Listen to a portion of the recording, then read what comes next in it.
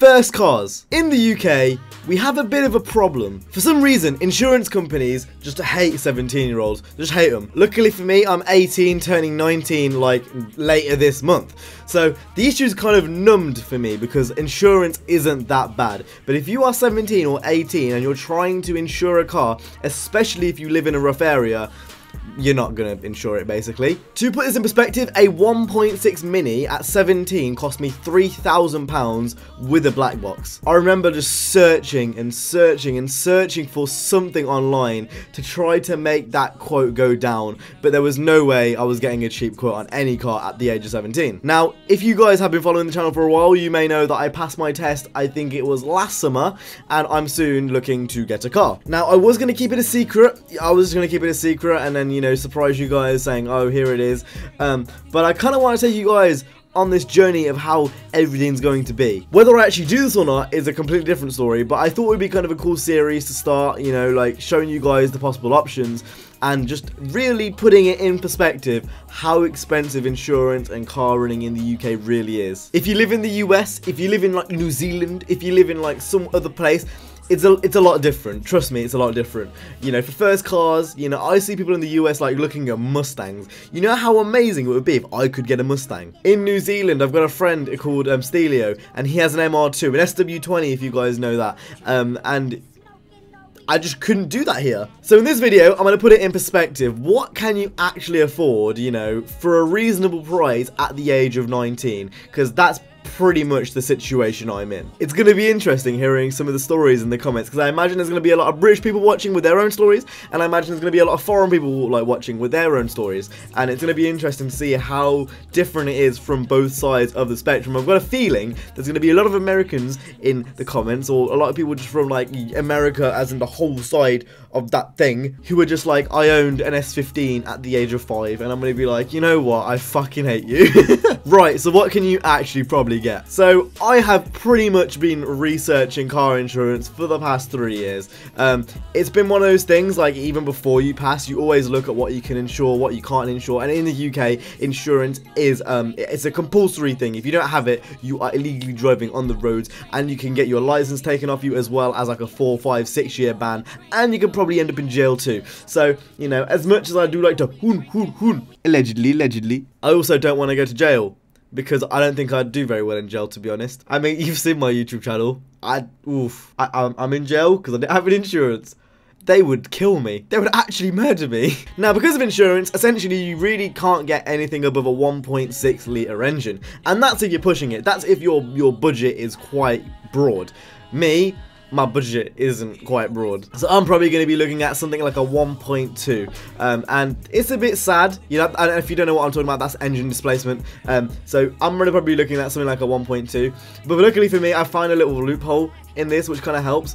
But essentially, you're looking at anything with a pretty small engine, mainly hatchbacks. If you're a bit older, like Theo, you know, you could probably get an IS200 or something rear-wheel drive. But at my age, you know, in the situation I am in, with being at university and stuff, just not possible. I have had so many thoughts of what I would be getting as a first car. I have no plans on customizing my first car. I have no plans on doing anything ridiculous with my first car, because that's just pointless in my opinion. It's probably going to be something like, you know, a Mazda 3, a Renault Twingo, a Clio, something like that. It's something that just gets me from point A to point B and just helps me, you know, get on with everyday life. You're not looking at MR2s, well, maybe not in the first year. Maybe in the second year, you can start looking, you know, in MX-5s, SW20s, you know, those types of cars.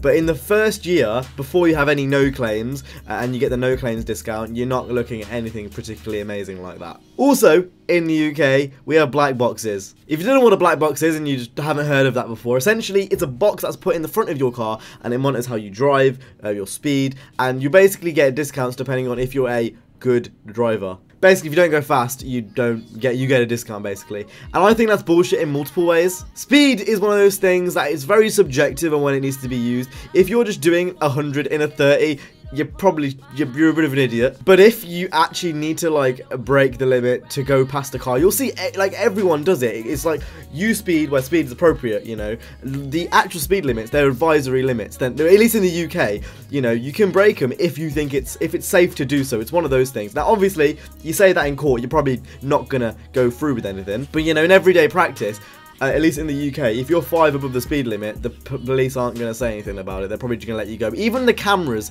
don't really go off. The speed cameras don't go off unless you're going like 10 miles per hour above the speed limit.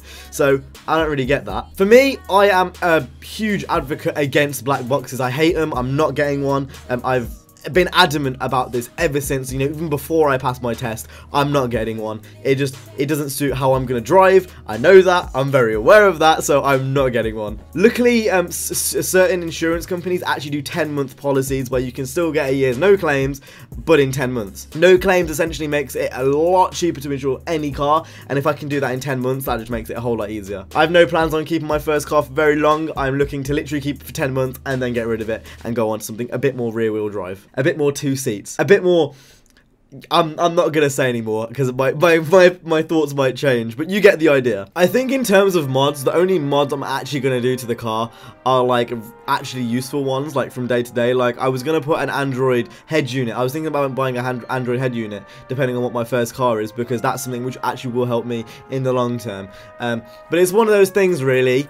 It's not worth it for your first car in the UK. If you do it, you're either A, gonna fuck up your insurance by declaring mod 0 on your insurance, and that's just not a good way to go, or B, you're dumping more money into like a car which you're probably gonna get rid of. Each to their own. If you want to, you know, modify a Corsair, you do you. But for me and where I want to go, I don't want to be sat here in a year's time with a slammed Renault Twingo. That's just not what I want. And that kind of wraps up for the first video in this little mini series. If you guys have any questions about, you know, UK driving, UK insurance, you know, cars generally, I think I'm going to make this into a bit of a mini series. I'm probably not going to get a car, like, it will be probably in like the next month or two.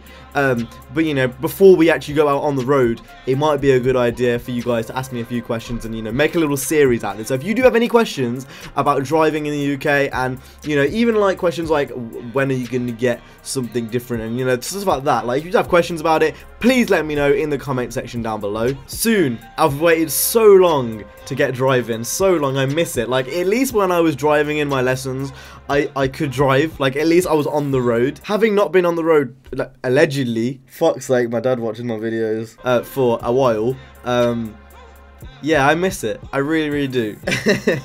Fuck's sake, I'm just digging myself a hole. Even if it is like a shit, like 1 litre Corsair.